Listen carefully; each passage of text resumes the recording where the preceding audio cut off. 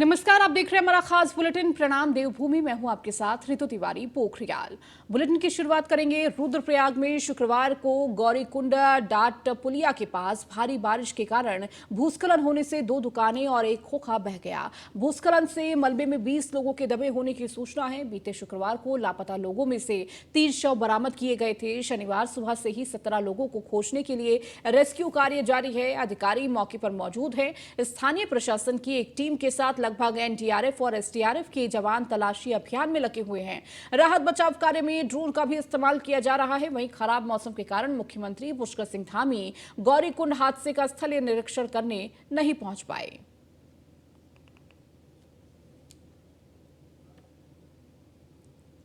उत्तराखंड के भ्रष्ट और लापरवाह अधिकारियों के खिलाफ धामी सरकार कड़ा एक्शन लेने जा रही है। यही वजह है कि सीएम धामी ने उन अधिकारियों का ब्यौरा मांगा है जिनके खिलाफ जांच ठंडे बस्ते में पड़ी हुई है। साथ ही सुस्ती बरत रहे जांच अधिकारियों को लेकर सख्त हिदायत भी दी है। दरअसल मुख्यमंत्री पुष्कर सिंह धामी को शिकायत मिली थी कि कई विभागीय अधिकारियों पर भ्रष्टाचार या अन्य लापरवाहियों की जांच चल रही है, लेकिन जांच अधिकारी इसमें तेजी नहीं ला रहे, जिसके चलते अधिकारियों की जांच लंबित पड़ी हुई है। इस मामले पर सीएम धामी अपनी नाराजगी भी व्यक्त कर चुके हैं। वहीं सीएम धामी ने सचिव शैलेश बगौली से ऐसे सभी अधिकारियों की जानकारी मांगी है जिन पर भ्रष्टाचार या अन्य लापरवाहियों की जांच लंबित है। अब सचिव सीएम शैलेश बगौली ने सभी अपर मुख्य सचिव से लेकर प्रभारी सचिवों को अपने विभाग के अधीन ऐसे अधिकारियों की रिपोर्ट मांगी है जिनके खिलाफ लंबे समय से प्रशासनिक जांच ठंडे बस्ते में पड़ी हुई है। आपको बता दें कि मुख्यमंत्री पुष्कर सिंह धामी पिछले कुछ महीनों में भ्रष्ट और लापरवाही बरतने वाले अधिकारियों पर कार्रवाई कर एक बड़ा संदेश दे चुके हैं, जिसमें उद्यान विभाग के पूर्व निदेशक हरविंदर सिंह बवेजा, रेलवे स्टेशन में कर रहे चोरी का मामला और देहरादून के रजिस्ट्री ऑफिस में जमीनों के दस्तावेज में हेराफेरी मामले पर सरकार सख्त रुख अपनाते हुए कड़ी कार्रवाई कर चुकी है। देवभूमि है। देवभूमि में लोग पारदर्शिता की, शुचिता की जो है उम्मीद करते हैं। एक प्रकार का कल्चर चाहते हैं, एक संस्कृति चाहते हैं, तो उसी संस्कृति को आगे बढ़ा रहे हैं। यहाँ पर कोई भी कहीं भी किसी गड़बड़ी में संलिप्त पाया जाएगा तो निश्चित रूप से उसके खिलाफ जो कार्रवाई होगी। और पूर्व में भी जो इस प्रकार के मामले आनंद मैरिज एक्ट को कैबिनेट से मंजूरी मिलने के बाद सिख समाज के प्रतिनिधि मंडल ने मुख्यमंत्री पुष्कर सिंह धामी का शॉल और बुके भेंट करके आभार व्यक्त किया है। काफी समय से सिख समाज द्वारा इस लंबित मांग को कैबिनेट द्वारा मंजूरी प्रदान किए जाने पर हर्ष किए जाने के 4 साल पूरे होने के मौके पर सीएम पुष्कर सिंह धामी ने कहा कि 5 अगस्त 2019 का दिन ऐतिहासिक है और जम्मू कश्मीर से धारा 370 हटाने का श्रेय प्रधानमंत्री मोदी को जाता है। अयोध्या में भी भव्य राम मंदिर का निर्माण हो रहा है। आज का दिन बहुत ऐतिहासिक दिन है, 5 अगस्त 2019 का दिन। चूँकि आज ही के दिन 5 अगस्त 2019 को देश के अंदर एक संविधान, एक निशान और एक प्रधान ये पूरी तरह से लागू हो पाया। और इसका पूरा श्रेय हमारे देश के आदरणीय प्रधानमंत्री मोदी जी को जाता है, जिनके नेतृत्व में धारा 370 समाप्त हुई और देश का एक नया अध्याय प्रारंभ हुआ, जिस अध्याय की लोग देश की आज़ादी के कालखंड से लेकर लगातार इसका इंतज़ार करते रहे। इसलिए मैं आदरणीय प्रधानमंत्री जी का बहुत अभिनंदन करना चाहता हूं कि उनके नेतृत्व में देश कश्मीर से लेकर कन्याकुमारी तक सच मायने में एक हुआ। हम सब के आराध्य देव भगवान श्री राम का भव्य और दिव्य मंदिर की जो नींव है वह भी आज ही के दिन रखी गई, जिसका भी राम भक्त और राष्ट्र भक्त पीएम नरेंद्र मोदी और उत्तर प्रदेश के मुख्यमंत्री योगी आदित्यनाथ की बहनों की मुलाकात का वीडियो सोशल मीडिया पर खासा वायरल हो रहा है। इस वीडियो में दोनों बड़ी ही गर्मजोशी से एक दूसरे से मुलाकात करती दिख रही हैं। दरअसल पीएम मोदी की बहन बसंती बेन नीलकंठ धाम की तीर्थ यात्रा पर आई थी और इसी दौरान उन्हें जानकारी मिली कि सीएम योगी की बहन शशि देवी की दुकान भी पास में है। कोठारी के एक मंदिर के पास दोनों की मुलाकात हुई। दोनों की एक दूसरे को गले लगाया। इस दौरान उनका वीडियो भी वायरल हो रहा है। सोशल मीडिया पर जैसे ही यह वीडियो अपलोड हुआ, वायरल होने लगा। लोग दोनों नेताओं की बहनों की सादगी की चर्चा कर रहे हैं।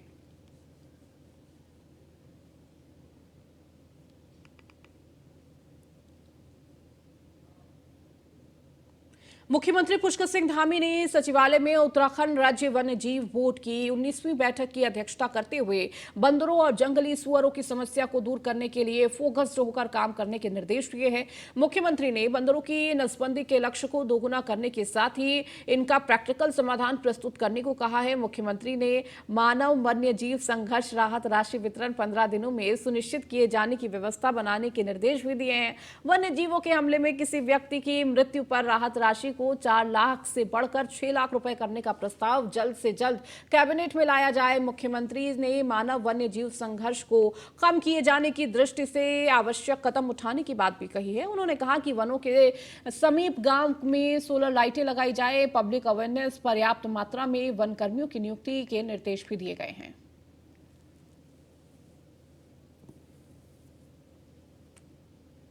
एक बात तो ये न बोला गया था कि इकोलॉजी भी बचानी है और इकोनॉमी को भी मजबूत करना है। किस तरह से वन विभाग के ये वाइल्ड लाइफ के माध्यम को कंजर्व भी किया जाए और किस तरह से वाइल्ड लाइफ टूरिज्म के माध्यम से स्थानीय लोगों को रोजगार भी दिया। इसके अलावा कुछ महत्वपूर्ण प्रस्ताव भी थे और साथ साथ एक मिशन लोमड़ी जिससे कि सुअरों की संख्या को कम किया जा सके उसको भी प्रारंभ करने का निर्णय लिया गया। और साथ ही वन विभाग के द्वारा बहुत महत्वपूर्ण काम जो इस समय बंदरों के स्टरलाइजेशन के लिए किया जा रहा है, 50,000 का लक्ष्य इस वर्ष का रखा गया था, उसको और ज़्यादा बढ़ाने के बारे में भी इसमें बात हुई है कि किस तरह की बंदरों की को उनका बांझीकरण ही बोलते हैं ना, बंध्याकरण करके किस तरह उनकी जनसंख्या को फर्दर एक लॉन्ग टर्म प्लान के तहत कम किया जा सके और जिससे जो खेती को जो नुकसान हो रहा है उसको बचाया जा सके। और साथ साथ ये भी आज ये होगा कि जो हमारी क्या कैरिंग कैपेसिटी है जो वाइल्ड लाइफ की और उनका जो उनका खाना है भोजन उनका उपलब्ध, क्योंकि शाकाहारी और मांसाहारी दो तरह के जानवर होते हैं, तो किस तरह इसको जरूर देख लिया जाए। क्योंकि सबसे बड़ी बात ये थी कि पूरे देश के अंदर हमारा जो टाइगर्स के नंबर्स के हिसाब से हम तीसरे स्थान पाए और अगर आप घनत्व के हिसाब से बात करेंगे तो हम देश में घनत्व के हिसाब से सबसे ज़्यादा पहले नंबर पर है, क्योंकि 750 के साथ मध्य प्रदेश है जिसका कि हम 33% हैं। कर्नाटका का हम लोग 17वां हिस्सा है और उसके बावजूद हम 560 हैं और कर्नाटक 561 है। तो ये बहुत बड़ी उपलब्धि है कि हमने जब यहाँ पर टाइगर कंजर्वेशन की शुरुआत हुई थी उस समय ये हुआ था कि आने वाले 20 वर्षों में इसको दोगुना करने का लक्ष्य रखा गया था, लेकिन आज सबसे बड़ी बात है कि हम 3 गुने से ज़्यादा पहुँचे हैं। तो किस तरह से टाइगर कंजर्वेशन पे काम किया जा सके। और आज एक और निर्णय में जो मोहर लगी, जो मुख्यमंत्री जी की घोषणा थी कि हमको अगर जानवर नुकसान पहुँचा किसी आदमी की मौत हो जाती है तो उसके मुआवजे को भी 4 लाख से बढ़ा करके 6 लाख। महिला सशक्तिकरण एवं बाल विकास मंत्री रेखा आर्य ने देहरादून में विभागीय अधिकारियों के साथ समीक्षा बैठक की। बैठक में सभी जिलों के जिला कार्यक्रम अधिकारी वीडियो कॉन्फ्रेंसिंग के माध्यम से जुड़े। मंत्री ने विभाग द्वारा संचालित सभी जन कल्याणकारी योजनाओं की विस्तृत समीक्षा की और सभी जिला कार्यक्रम अधिकारियों को योजनाओं के बेहतर क्रियान्वयन हेतु आवश्यक दिशा निर्देश भी दिए हैं। मैं चूँकि पूर्व में मैंने जून माह में भी ली थी और जुलाई माह में भी ली और पुनः आज फिर अगस्त माह में के आखिरकार पूर्व में जो निर्देश दिए गए थे उन निर्देशों का कितना अनुपालन हुआ उसकी समीक्षा की गई। सभी जिला प्रशासन अधिकारी जनपदों से वर्चुअली जुड़े हुए थे और संबंधित अधिकारी बैठक में उपस्थित थे। तो विषय था, पिछली बार लिया था कि भाई हमारा जो वात्सल्य योजना है उस वात्सल्य योजना से जो हमारे लाभार्थी हैं क्या वो बराबर उस योजना का लाभ ले पा रहे हैं और कितने बच्चे ऐसे हैं कि जो वात्सल्य योजना में लाभ लेते हुए 5% जो आरक्षण सरकार ने उनको दिया है उसका लाभ ले पा रहे हैं। तो ये सभी जनपदों से आज परीक्षण किया गया। बैठक में अंकिता भंडारी हत्याकांड में सरकार पर लापरवाही का आरोप लगाते हुए कांग्रेस ने देहरादून के गांधी पार्क में 1 दिवसीय मौन धरना किया। कांग्रेस प्रदेश अध्यक्ष करण माहरा के नेतृत्व में आयोजित इस धरने में बारिश के बावजूद बड़ी संख्या में कांग्रेस कार्यकर्ताओं ने भाग लिया। प्रदेश कांग्रेस के मुख्य प्रवक्ता गरिमा दसौनी ने बताया कि अंकिता हत्याकांड केस में सरकार लापरवाही बरत रही है। सरकार आरोपियों को बचाने का प्रयास कर रही है। माननीय अध्यक्ष करण महाराज जी ने लगभग 1 हफ्ते पहले ही पत्रकार वार्ता के माध्यम से इस बात को कह दिया था कि मैं मौन व्रत पर बैठूंगा और ये अंकिता के आत्मा की शांति के लिए है ये मौन धरना। उसके आत्मसम्मान की रक्षा के लिए है ये मौन धरना, उसके बूढ़े माँ बाप के लिए है ये मौन धरना, और उत्तराखंड की पहाड़ की हर बच्ची जो आज अपने आप को असुरक्षित महसूस कर रही है। हमने आंकड़े आपके पास रखे, आपके सामने रखे, कितने भयावह हैं वो आंकड़े जो महिला उत्पीड़न और अपराध के क्षेत्र में धामी सरकार की पूरी कहानी बयान करते हैं। वो बताते हैं कि पॉक्सो एक्ट में ज्यादातर केसेस हैं जिसमें नाबालिग नौनिहाल बच्चियों के साथ दुष्कर्म यहाँ उत्तराखंड के अंदर हो रहा है।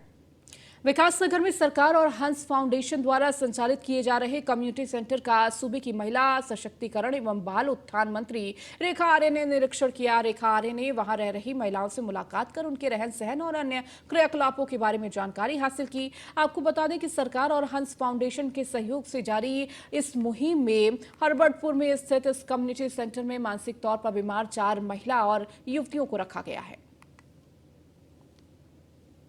महिला कल्याण विभाग की हमेशा कोशिश रही है ऐसी महिलाएं जो कि समाज की मुख्य धारा से भटक गई हैं अथवा ऐसी महिलाएं जो मानसिक रूप से किसी न किसी पीड़ा से त्रस्त हैं, जो हमारे नारी निकेतनों में रह रही हैं, ऐसी महिलाओं को समाज की मुख्य धारा से जोड़ने के लिए आखिरकार क्या क्या रास्ते खोजे जा सकते हैं, उसी का बढ़ता हुआ कदम।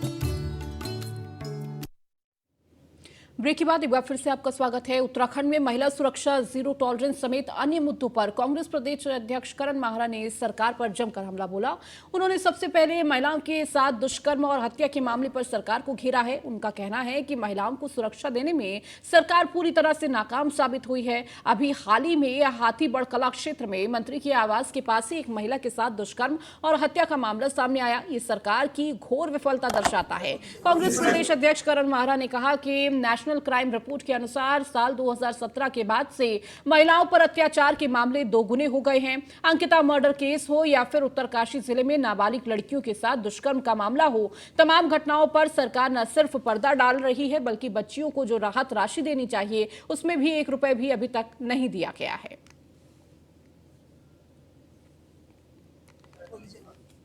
मैं जो प्रायश्चित कर रहा हूं, मैं अपने कथन पर प्रायश्चित नहीं कर रहा। मैं प्रायश्चित इसलिए कर रहा हूं कि मेरे कथन की वजह से जो भी किया गया 5 सेकंड का वीडियो जारी करके बीजेपी को और बीजेपी की महिला विंग को एक मौका दे दिया कि वो अंकिता मर्डर केस से मामले को डाइवर्ट कर सके, उसको डाइवर्ट कर सके, ध्यान को दूसरी ओर को ले जा सके, क्योंकि ये लड़ाई अंकिता की और उसके न्याय की थी जिसको करण मेहरा बनाम कुछ कर दिया गया। और मैं साफ कर दूं कि मैंने माफी क्या कह के मांगी, मैंने कहा माफी मैं उनसे मांग रहा हूं। अगर मेरी पूरी वीडियो को देखने के बाद भी अगर कोई आहत है तो क्योंकि मेरा उद्देश्य किसी की भावनाओं को ठेस पहुंचाना नहीं था, उनसे मैं क्षमा चाहता हूं। सारे आप मीडिया के लोग हैं, पढ़े लिखे लोग हैं, सबको पता है कि सबसे पहले वो फोटो किसने जारी की 2022 में, मुझे कहने की जरूरत नहीं है।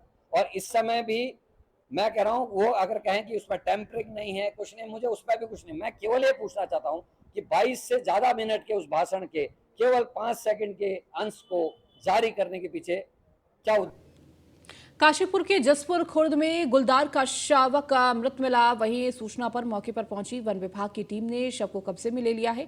प्रथम दृष्टया में गुलदार का शावक की मौत करंट लगने से प्रतीत हो रही है। वन विभाग के अधिकारियों का कहना है कि पोस्टमार्टम रिपोर्ट आने के बाद मौत के कारणों का सही पता चल पाएगा। देखिए 3 जगह पिंजरे लगे हुए हैं काशीपुर में, हमारे काशीपुर क्षेत्र में, और जिसके बराबर हमारे द्वारा निगरानी सर्चिंग की जा रही थी स्टाफ को लेके। और रात भी हम लोग रात भर गोरसान टीले की तरफ रहे हैं। उस साइड में कहीं पर भी इसकी आवाज़ नहीं देखी गई है गुलदार की। लेकिन अभी प्रातः सूचना मिली है लगभग 8 बजे करीब मुझे कि यहाँ पर जसपुर खुर्द कॉलोनी में एक गुलदार की मृत्यु हो गई है। प्रथम दृष्टया यहाँ पर देखने पर यह लगा है कि यहाँ पर हाई टेंशन विद्युत लाइन का ट्रांसफार्मर है और जिस पर हो सकता है उछल कूद करी हो इसने और टकराने से इसकी मृत्यु हो गई। देखिए मसूरी के ऐतिहासिक जॉर्ज एवरेस्ट के पास खाई में गिरने से दिल्ली के पर्यटक की मौत हो गई है, जिससे क्षेत्र में हड़कंप मच गया। घटना की सूचना मिलते ही मसूरी पुलिस और एनडीआरएफ मसूरी फायर सर्विस के जवान मौके पर पहुंचे। काफी मशक्कत के बाद खाई में गिरे युवक को निकालकर मसूरी उप जिला चिकित्सालय में 108 एम्बुलेंस के माध्यम से ले जाया गया, जहां डॉक्टरों ने जांच के बाद पर्यटक को मृत घोषित कर दिया। वहीं पुलिस पूरे मामले की जांच कर रही है।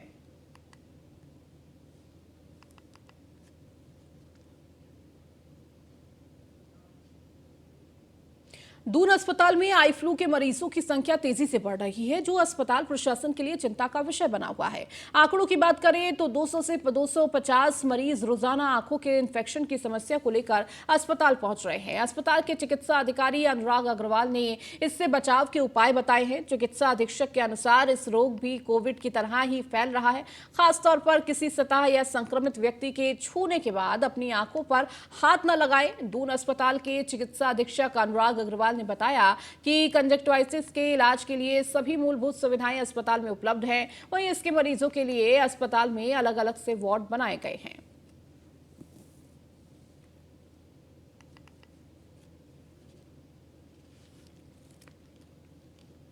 कोविड में हमने देखा कि ये सतह छूने से और एक इन्फेक्टिव पर्सन अगर कोई है तो उसके साथ आसपास अगर हम छू लें तो उस तरह से हो सकता है। तो ऐसे में सारे प्रिकॉशन वही हैं कि हम जब भी कोई सतह छुए तो हाथ को धोएं। हम आँख खुजा रहे हैं तो वो टिश्यू यूज करें, उसमें रुमाल भी यूज ना करें और टिश्यू को डिस्कार्ड कर दें।